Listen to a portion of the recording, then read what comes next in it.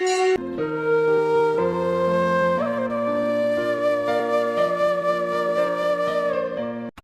समय की बात है जब एक परिवार में मनोज, मीना और दो बेटे राजू और मनु रहते थे। एक दिन दोनों भाई खुशी खुशी घर आते हैं। माँ, हमारी अब पूरे 4 दिन की छुट्टी है। हाँ माँ, अब तो पापा को बोल दो मुझे कहीं घुमा लाए। हाँ माँ, इतने दिन से हम कहीं नहीं गए। ठीक है, थोड़ा शांति रखो। जब पापा शाम को ऑफिस से आएंगे तब उनसे बात कर लूंगी। तुम दोनों अभी खाना खाओ, चलो।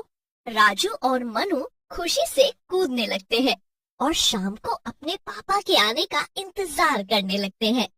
शाम को जैसे ही मनोज घर आता है तो मीना मनोज को बच्चों की छुट्टियों के बारे में बताती है। ओह अच्छा, तो ऐसी बात है। कोई नहीं, हम भी चलेंगे घूमने। तुम लोग पैकिंग कर लो। फिर सब लोग घूमने निकल पड़ते हैं। सब लोग बड़ी ही खूबसूरत सी जगह घूमने जाते हैं। वहाँ की हवा इतनी अच्छी और ताजी होती है कि सबका मन खुश हो जाता है। राजू और मनु वहाँ बगीचे में खेलते हैं। देखो तो बच्चे कितने खुश हैं। हाँ सच में, और अच्छा हुआ हम यहाँ आ गए। आकर इतना अच्छा महसूस हो रहा है। मैंने भी कब से छुट्टी नहीं ली थी। हाँ, आप सही बोल रहे हो। मनोज और मीना आपस में बातें कर रहे होते हैं और दूसरी तरफ मनु और राजू बगीचे में खेल रहे होते हैं। तभी राजू को पेड़ पर एक तोता दिखता है। वो तोता बड़ी अजीब तरह से उसको देख रहा होता है। देख मन्नू, उस पेड़ पर तोता बैठा है। वो कैसे हमारी तरफ ही देखे जा रहा है। बड़ा ही अजीब लग रहा है मुझे तो। अरे तू भी ना राजू, तोता ही तो है। तू तो बहुत ही डरपोक है। चल अब यहाँ से चलते हैं, वरना मम्मी गुस्सा करेंगी। राजू और मनु वापस जाने लगते हैं, पर राजू बार बार उस तोते को पलट पलट कर देख रहा होता है। तोता उसे अभी भी घूर रहा होता है। राजू बहुत डर जाता है। मनु भी उस तोते को देख बड़ा घबरा जाता है, पर वो राजू को कुछ नहीं बोलता क्योंकि राजू बहुत ही डरपोक होता है। उसके बाद वो मम्मी पापा के पास आ जाते हैं और खाना खाकर सोने चले जाते हैं। सब अंदर जाकर आराम करते हैं। मनोज और मीना अपने कमरे में रात को आराम से सो रहे होते हैं और दूसरे कमरे में राजू और मनु सो जाते हैं। जब रात के 12 बज रहे होते हैं तो राजू को एक अजीब सी आवाज सुनाई देती है। राजू उठकर देखता है तो सामने खिड़की पर वही तोता बैठा है और उसे घूर घूर कर देख रहा होता है। राजू तो उसे देखकर एकदम डर ही जाता है। ये खिड़की मैंने खुद अपने हाथों से रात को बंद की थी, तो ये खुल कैसे गई? और ये वही तोता है। कितनी अजीब तरह से देख रहा है मुझे। आखिर इसे कैसे पता चला मैं यहाँ हूँ? मुझे तो कुछ गड़बड़ लग रही है। मैं क्या करूँ? राजू जैसे तैसे हिम्मत करके एक डंडा उठाता है और खिड़की के पास उस तोते को भगाने जाता है। जैसे ही राजू उस तोते के पास पहुंचता है तो तोते की शक्ल भूत में बदल जाती है और वो तोता देखते ही देखते राजू से भी बड़ा हो जाता है। राजू चिल्लाने की कोशिश करता है, पर उससे पहले ही वो तोता राजू को अपने पंजों में दबोचकर उड़ा ले जाता है। राजू को वो तोता दूर उड़ा कर ले जाता है और मनु बस चिल्लाता रह जाता है। काफी दूर जाकर एक घना जंगल होता है। वहाँ एक बहुत पुराना किला होता है। वो किला देखने में ही बड़ा डरावना होता है। राजू ये सब देखकर बहुत घबराया हुआ होता है। उसे समझ नहीं आ रहा होता कि आखिर वो कहाँ आ गया है। ये मैं कहाँ आ गया हूँ? ये कैसी जगह है? कौन हो तुम? मुझे यहाँ क्यों ले आए? मैंने वही किया जो मेरी रानी का हुक्म था। मैं तो उसका गुलाम हूँ। रानी? कौन रानी? इतने में सामने से भयानक शक्ल की चुड़ैल चलकर आ रही होती है। कोई बचाओ मुझे! मम्मी, पापा, प्लीज मुझे इस चुड़ैल से बचाओ! कोई नहीं बचाएगा। एक बार जो यहाँ आ जाता है वो वापस नहीं जाएगा।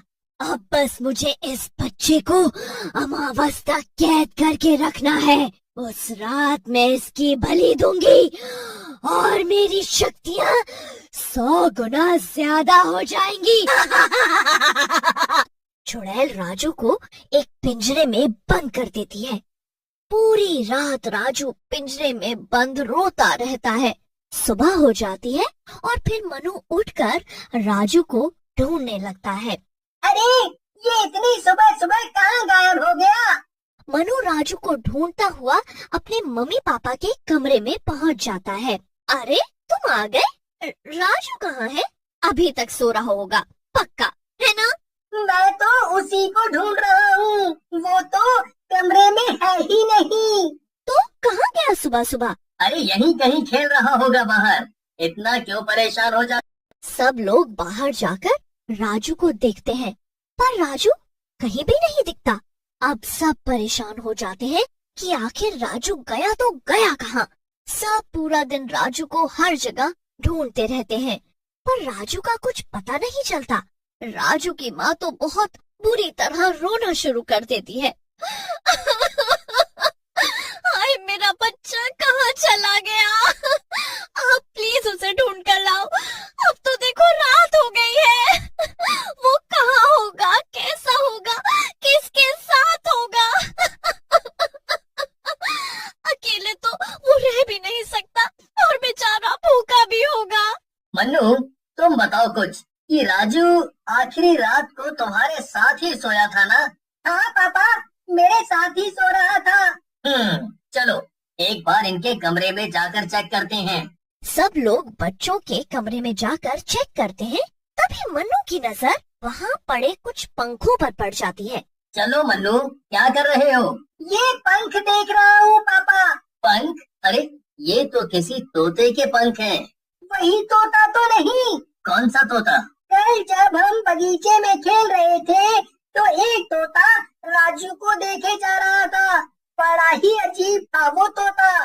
फिर हम लोग यहाँ आ गए पर वो तोता राजू को देखे ही जा रहा था। अब रात को हमने खिड़की दरवाजे अच्छे से बंद रखे थे पर पता नहीं ये खिड़की किसने खोली और ये पंख यहाँ कैसे आए। तोता? आखिर एक तोता थोड़ी कुछ कर सकता है। पर पापा वो बहुत ही अजीब तोता था। मैंने राजू के सामने कुछ नहीं बोला क्योंकि वो बहुत ही डरपोक है। सब लोग बड़े परेशान हो जाते हैं और उस तोते को ढूंढने के लिए उस बगीचे में जाते हैं। उनको कहीं भी वो तोता नहीं दिखता पर उसके पंख इधर उधर पड़े दिखते हैं। पंखों के सहारे वो उस पुराने किले तक पहुंच जाते हैं। तुम दोनों बाहर रहो और मैं अंदर जाकर देखता हूँ। मनोज अंदर जाकर देखता है तो एक चुड़ैल तंत्र विद्या कर रही होती है और एक पिंजरे में राजू सो रहा होता है। मनोज ये देखकर एकदम हक्का बक्का रह जाता है। इतने में वहाँ वो भूतिया तोता भी आ जाता है। रानी साहिबा, आज मेरी कैद का आखिरी दिन है ना? उसके बाद तो तुम मेरे पैर का ये धागा खोल दोगी। कान खोलकर सुन मेरी बात, मैं नहीं काटने वाली तेरा धागा और मैं तुझे जिंदगी भर अपने पास रखूंगी। मेरा कोई कुछ नहीं बिगाड़ सकता। चुड़ैल इतना कहकर अंदर चली जाती है और अपनी तंत्र विद्या शुरू कर देती है। बाहर सब लोग खड़े देखते रहते हैं। पापा मुझे लगता है कि राजू को बचाने में ये तोता ही है जो हमारी मदद कर सकता है। ये भी अब उस चुड़ैल का दुश्मन बन चुका है, क्यों न हम इससे मदद मांगे। मन्नू सही बोल रहा है। देखो वैसे भी अमावस की रात हो गई है, हमारे पास वक्त नहीं है, हमें जल्दी कुछ करना होगा। जल्दी से मनोज उस तोते के पास जाता है और उस तोते से मदद मांगता है। प्लीज प्लीज हमारी मदद करो, मेरा बेटा बेकार में उस चुड़ैल के हाथों बलि चढ़ जाएगा। तुम शायद उसे बचा सकते हो, हमारी मदद करो। मैं खुद कैद में हूँ उस चुड़ैल की, तो मैं तुम्हारी क्या मदद करूँगा। देखो, मुझे पता है कि तुम इस धागे के कटने के बाद आजाद हो जाओगे, तो मैं तुम्हारा ये धागा काटने को तैयार हूँ। पर उससे पहले तुम्हें मेरे बेटे को बाहर लाना होगा। क्या सच में तुम मेरा धागा काट दोगे और मुझे आजाद कर दोगे? उस चुड़ैल की तरह धोखा तो नहीं दोगे ना? नहीं नहीं, बिल्कुल भी नहीं। तुम खुद सोचो, मुझे इन सब से क्या मिलेगा? मुझे बस अपना बेटा सही सलामत मिल जाए, बस, और कुछ नहीं चाहिए मुझे। भूतिया तोता मनोज की बात मान लेता है। अंदर चुड़ैल राजू की बलि चढ़ाने ही वाली होती है कि इतने में भूतिया तोता तेजी से उड़ता हुआ आता है और राजू को अपने पंजों में जकड़कर वहाँ से फुर से उड़ जाता है। चुड़ैल सब देखती रह जाती है और गुस्से में चिल्लाने लगती है, ये तूने क्या किया मूर्ख तोते? मेरी सारी मेहनत मिट्टी में मिला दी तूने। मैं तुझे नहीं छोड़ूंगी, तुझे कभी आजाद नहीं करूंगी। भूतिया तोता पुराने किले के बाहर आता है, उन्हें सही सलामत छोड़ देता है। सब उसका बहुत शुक्रिया करते हैं। तुमने हमारी बहुत मदद की। अब मेरा फर्ज है कि मैं अपना वादा पूरा करूं और तुमको आजाद कर दूं। मनोज भूतिया तोते के पैर का जैसे ही लाल धागा तोड़ता है, वैसे ही वो एक आदमी में बदल जाता है। मुझे उस चुड़ैल ने तोते में बदल दिया था और उसने कहा था जब मैं उसे बलि के लिए एक बच्चा ला कर दूंगा तभी वो मुझे आजाद करेगी। इसीलिए मुझे तुम्हारे बच्चे को ले जाना पड़ा, मेरी भी मजबूरी थी। देखो, अंत भला तो सब भला। अब तुम भी आजाद हो और मेरा बच्चा भी हमारे पास है। सब खुश हो जाते हैं और अपने अपने घर वापस चले जाते हैं।